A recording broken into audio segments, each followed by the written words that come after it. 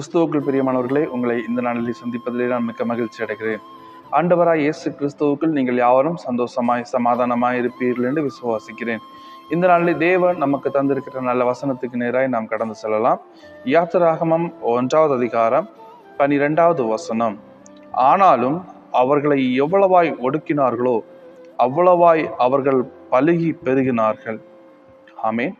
இந்த நல்ல நாளிலே தேவன் நமக்கு தந்திருக்கிற வார்த்தை, எவ்வளவாய் ஒடுக்கினார்களோ அவ்வளவாய் பலுகி பெருகினார்கள். அநேக ஜனங்கள் இந்த ஒடுக்கப்படுகிற நிலைமையில நாம காண முடியும். தேவனை ஆராதிக்கிறதன் மூலம் ஒடுக்கப்படுகிறது, தேவனுக்கென்று பரிசுத்தமாய் வாழுகிறதன் மூலம் ஒடுக்கப்படுகிறது, நீதி நியாயங்களை செய்து சந்தோஷமாய் சமாதானமாய் வாழ்ந்து கொண்டிருக்கிற பிள்ளைகளுக்கு நேராக ஒடுக்கப்படுகிறது. ஊழியத்திற்கு நேராக, குடும்பங்களுக்கு நேராக இந்த ஒடுக்கப்படுகிற நிலைமைகளை நாம் பார்க்க முடியும். பரிசுத்த வேதாகமத்திலே தேவனை ஆராதிக்க வேண்டும் என்று இஸ்ரவேல் ஜனங்கள் சொல்லும்போது அங்கே ஒரு ஒடுக்கப்படுகிற நிலைமையை பார்க்க முடியும்.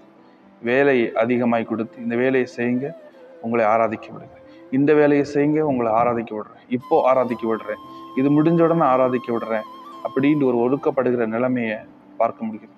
அந்த வேலையில அதிகமான பளு, அந்த வேலையிலே அதிகமாய் அவர்களால் செய்ய இயலாதக்கதாக ஒரு வேலையை கொடுத்து, பளுவை கொடுத்து ஒடுக்கப்படுகிற நிலைமைகளை நாம் அங்கே பார்க்க முடியும். ஆனாலும் கர்த்தர் அங்கே அவர் கூட இருந்ததுனால எந்த பளுவும் அவர்களை ஒடுக்க விடலை.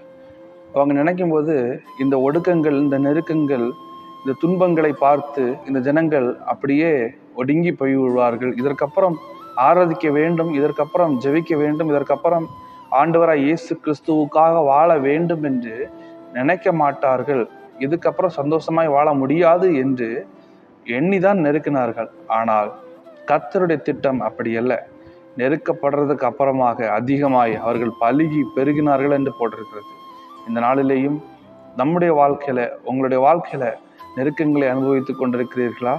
துன்பங்களை அனுபவித்துக் கொண்டிருக்கிறீர்களா? நீங்கள் வேலை செய்கிற இடமா இருக்கலாம், படிக்கிற இடமா இருக்கலாம், இல்லை நீங்கள் தங்குற இடமா இருக்கலாம், ஊழியம் செய்கிற இடங்களா இருக்கலாம். எந்த இடத்துலையாவது நெருக்கப்பட்டு கொண்டிருக்கிறீர்களா?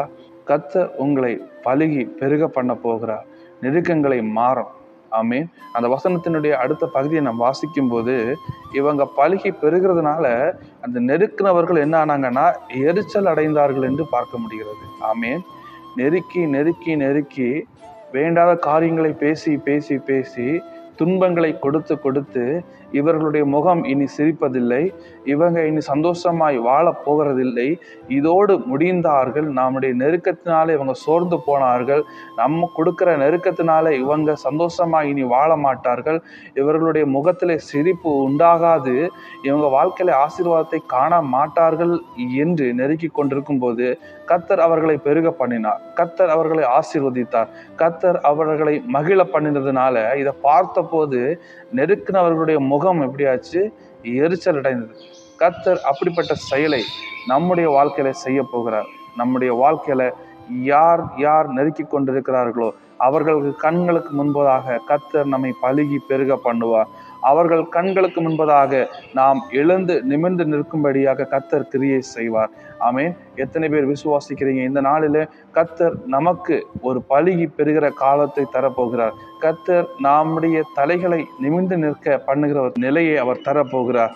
இதுவரை நெருக்கி கொண்டிருந்த, இதுவரை நமக்கு எதிராய் போராடி கொண்ட சத்துருடைய வல்லமைகள் விழுந்து போகும்படியாக, மனிதனுடைய வல்லமைகள் விழுந்து போகும்படியாக, அவர்களுடைய முகத்திலே எரிச்சலை வரும்படியாக கர்த்தர் நம்முடைய வாழ்க்கையை மாற்றப் போகிறார். கர்த்தர் உங்களுடைய பிசினஸை மாற்றப் போகிறார். கர்த்தர் உங்களுடைய எல்லா விதமான செயல்களிலும், கர்த்தர் உங்களுடைய எல்லா விதமான தொழில்களிலும், கல்விகளிலும், வாழ்க்கை பயணத்திலும் ஒரு மாற்றத்தை அவர் தரப்போகிறார். இதோடு முடிந்தது என்று, இதோடு இனி இல்லை என்று, இதற்கப்புறம் ஒரு தொடக்கத்தை காண முடியாது, இதற்கப்புறம் நீ நடக்க மாட்டாய், இதற்கப்புறம் நீ வாழ முடியாது என்று உனக்கு எதிராக எழும்பி போராடி கொண்டிருந்த சத்துரு எரிச்சலடையும்படியாக கர்த்தர் ஒரு பெரிய அற்புதத்தை செய்ய போகிறார்.